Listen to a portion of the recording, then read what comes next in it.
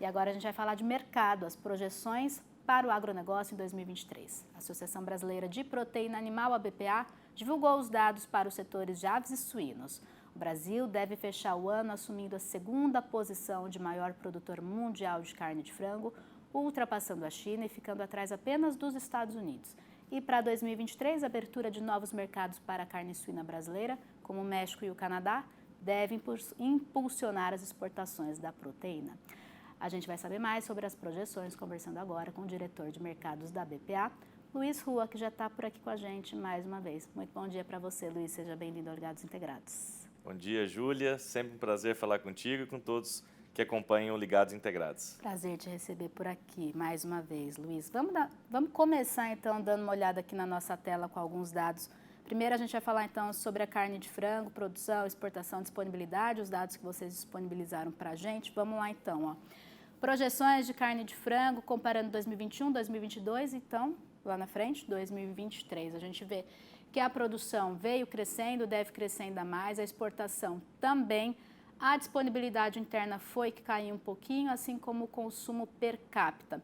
E aí eu começo te perguntando então, além das projeções também, de aproveitar e fazer um balanço desse ano, por que a nossa disponibilidade diminuiu um pouquinho, as nossas exportações aumentaram?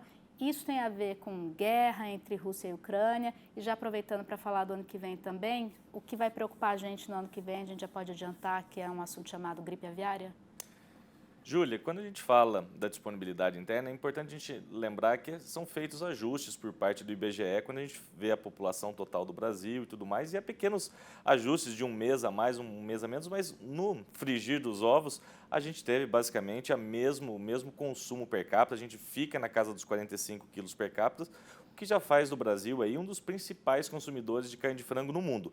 A gente teve, naturalmente, as exportações mais altas, mas também tivemos recorde na produção. Deveremos ter encerrado o ano de 2022 com recorde na produção e também com recorde nas exportações, chegando aí na casa de 4 milhões e 800 mil toneladas. O Brasil tem sido cada vez mais chamado a atender várias demandas no mundo. Isso tem um pouco a ver também com a influenza aviária. A gente tem visto o mundo hoje com focos bastante pesados, fortes, como a gente tem visto as piores situações que já ocorreram, por exemplo, na Europa, na França, no Reino Unido.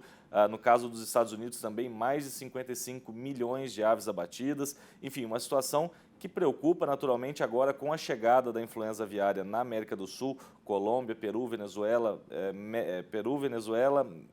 Chile e também na Bolívia. Naturalmente, isso tem feito com que a BPA tenha reforçado todos os protocolos de biosseguridade. Temos trabalhado em conjunto com o Ministério da Agricultura, com as empresas associadas, para que a gente possa evitar a entrada dessa enfermidade aqui no Brasil e o Brasil possa continuar sendo, então, cada vez mais chamado pelo mundo. É importante a gente deixar bem claro, o Brasil nunca registrou um caso de influenza aviária, não temos influenza aviária, estamos preparados se, porventura, vier acontecer algum caso aqui no nosso país.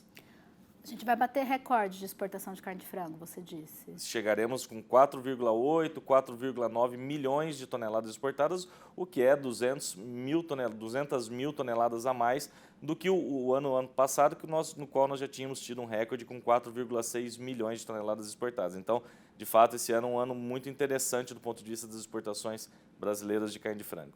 Já aproveitando para falar um pouquinho então do mercado de carne suína, já também comparando, em relação ao mercado de carne suína, a gente falou da abertura de novos mercados, né, como México, Canadá. Mercado de frango, não, a gente não abriu novos mercados, mas a gente continua exportando muito, né? Quem são os principais clientes do Brasil em relação à carne de frango? Quais países devem ser os principais clientes do Brasil também no ano que vem? Quando a gente fala das exportações de carne de frango, o nosso principal cliente é a China. Ela representa 12% de tudo que a gente exporta para o mundo, 12% vai lá para os chineses, mas a gente teve incrementos bastante importantes nesse ano. Tivemos o caso dos Emirados Árabes Unidos, por exemplo, aumenta na casa de 20%. O Catar, que recebeu a Copa do Mundo e que também aumenta aí na casa de 35%. Outros países daquela região asiática, Filipinas, por exemplo, aumentando aí na casa de 70%, 80%. Então, uma série de países passaram a comprar mais do Brasil. A própria União Europeia, que tem sofrido com os surtos de influenza aviária, uma redução da produção em função também dos custos de energia, que aumenta as nossas compras em 23%. Então, tudo isso faz com que o Brasil tenha sido chamado mais e mais em várias regiões do mundo. Vamos finalizar o assunto carne de frango, vendo mais uma tela, e depois a gente passa a falar então de carne suína. Vamos ver a próxima tela então, pessoal, que compara ali Volume e receita, a gente vê que a diferença, quando a gente compara volume e receita, a diferença foi bem maior ali na receita, comparando o ano passado com esse ano, né? Por que isso?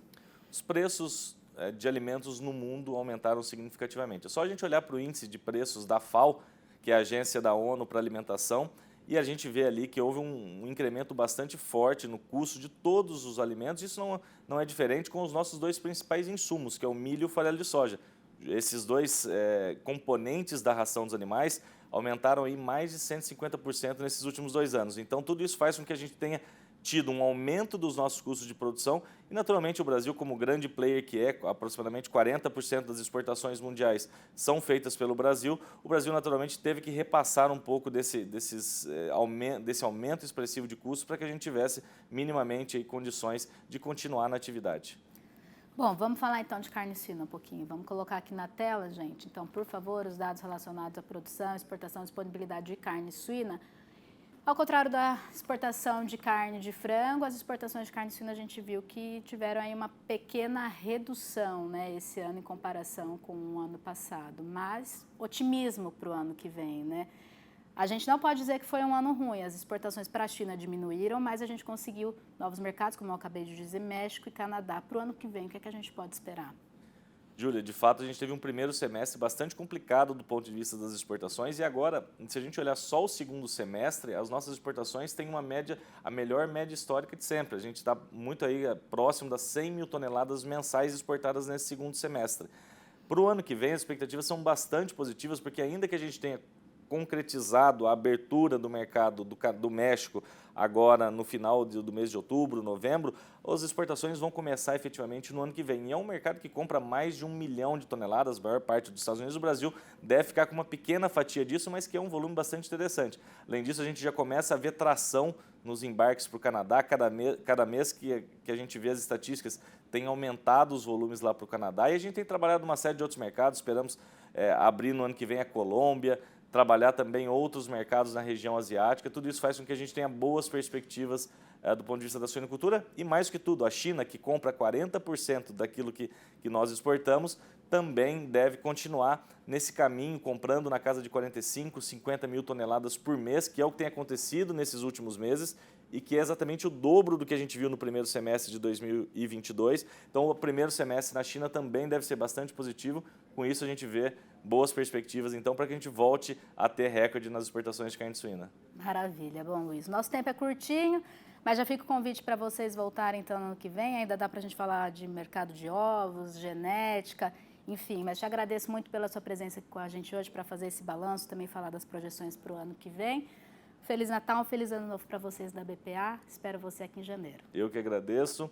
Boas festas para todos e esperamos um 2023 melhor do que foi 2022. É isso aí. Muito obrigada. Até mais.